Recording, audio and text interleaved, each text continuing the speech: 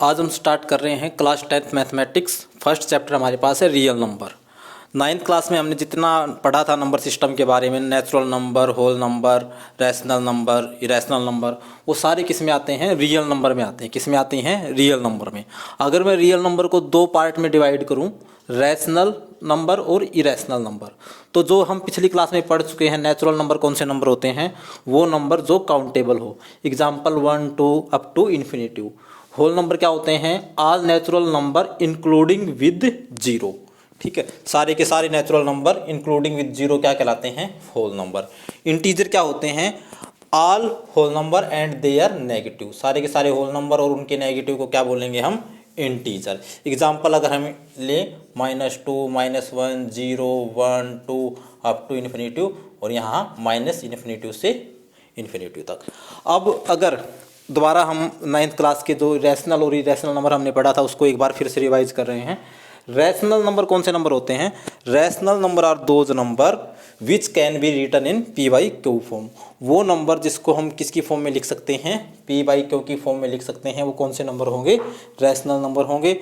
लेकिन इसमें कंडीशन क्या रहती है कि पी और क्यू क्या होने चाहिए अपने पास? इंटीजर होने चाहिए, और Q not equal to zero होना चाहिए। यानी कि जो क्यू है नीचे वाला जो पोर्शन वो जीरो नहीं होना चाहिए। एग्जाम्पल 2/5 1/2 3 4 5 कुछ भी हम एग्जाम्पल ले सकते हैं। उसके बाद इंपॉर्टेंट है इरेशनल नंबर। इरेशनल नंबर कौन से नंबर होते हैं? Irrational number are those number which cannot, which cannot be written, जो नहीं लिखे जा सकते in P by Q form.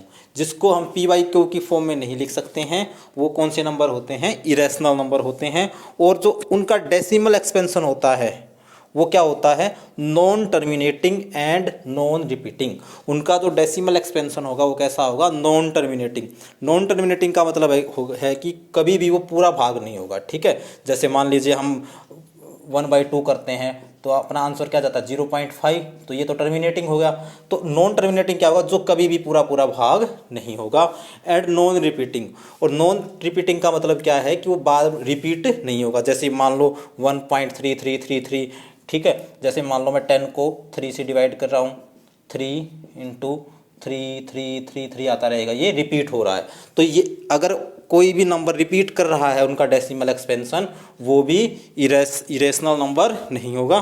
ठीक है, दोबारा देखो, इरेशनल नंबर कौन से नंबर होते हैं? वो नंबर जिसको हम पी बाई क्यू की फॉर्म में नहीं लिख सकते हैं, और उनका जो डेसिमल एक्सपेंशन होगा वो नॉन टर्मिनेटिंग होगा, यानी कि कभी भी पूरा पूरा भाग नहीं होगा।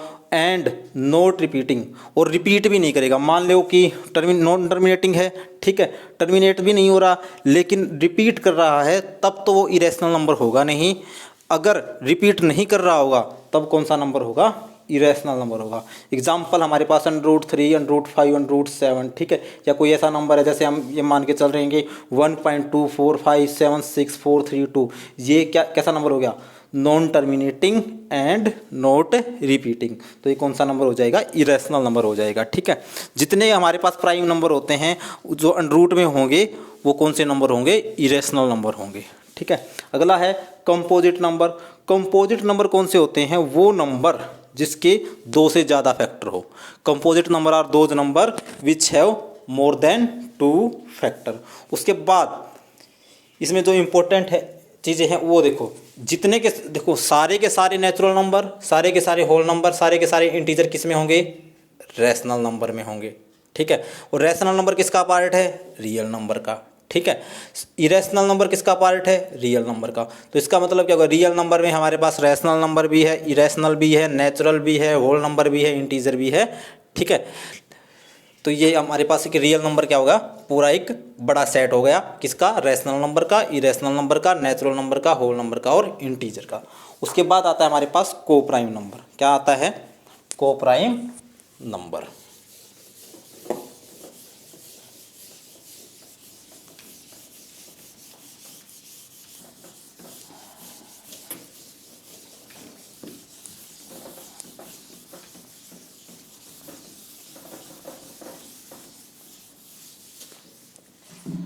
को प्राइम नंबर क्या होते हैं? को प्राइम नंबर ऐसा पेयर जिसका कॉमन फैक्टर सिर्फ 1 हो। ठीक है, कोई भी दो नंबर हमने लिए, ठीक है, 2 नंबर दिया, 3 नंबर लिए, जिनका कॉमन फैक्टर क्या हो, 1 हो, उनको क्या बोलेंगे, कोप्राइम नंबर। ठीक है, कॉमन फैक्टर विल बी 1। ठीक है, कोप्राइम, इसका प्राइम के साथ कोई रिलेशन नहीं है। ऐसा नहीं है कि हम कोई दो प्राइम में से देख रहे हैं कि इसका कॉमन फैक्टर 1 है या 2 है। ठीक है, एग्जाम्पल मान लो 2 और 3, कॉमन फैक्टर कितना है इसका, कॉमन फैक्टर 1। ठीक है, 3 और 4, कॉमन फैक्टर कितना है, 1। सो 3 एंड 4 क्या है, आर को prime number two each other. ठीक है,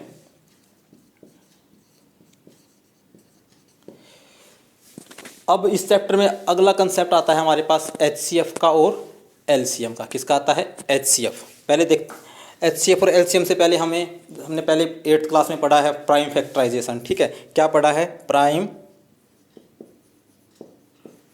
फैक्टराइजेशन। ठीक है, प्राइम फैक्टराइजेशन कैसे करते हैं, मान लो मुझे 30 के क्या करने हैं, प्राइम फैक्टराइजेशन करने हैं। तो छोटी क्लास में हमने पढ़ा है, फैक्टर बनाएंगे इसके 30, 2, 15 अब किससे डिवाइड हो रहा है, 3 से, 5 से 1। तो 30 की अगर प्राइम फैक्टराइजेशन की बात करें तो क्या आ जाएंगे, 2 × 3 × 5। अब इसी प्राइम फैक्टराइजेशन का यूज करके हम क्या निकालेंगे, LCM निकालेंगे और HCF निकालेंगे। क्या निकालेंगे, LCM और HCF। देखो,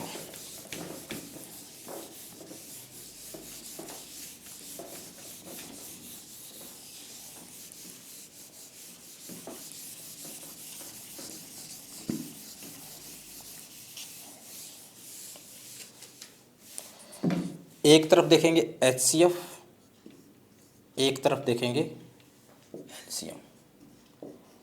HCF क्या होता है, हाईएस्ट कॉमन फैक्टर। LCM क्या होता है, लिस्ट कॉमन मल्टीपल।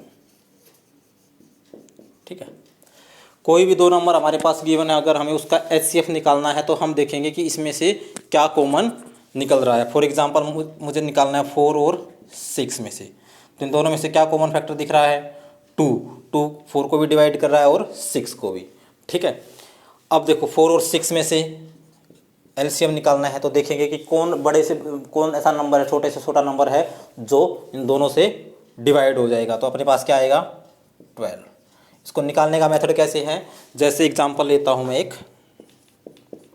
हमें फाइंड करना है 60 और 90 का HCF एंड LCM।